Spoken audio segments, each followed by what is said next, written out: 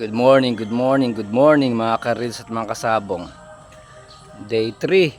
Silipin natin yung ating mga alagang kiti. Yan. Siyam pa rin sila. Yan, lumalaki na sila. Guys nga pala, medyo sa kaunting kaalaman lang. Kailangan po yung kanilang pagkain unlimited.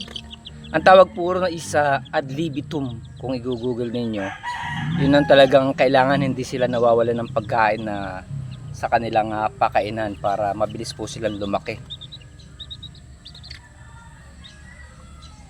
Ganun lamang guys.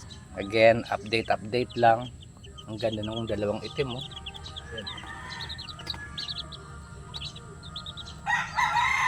Ciao.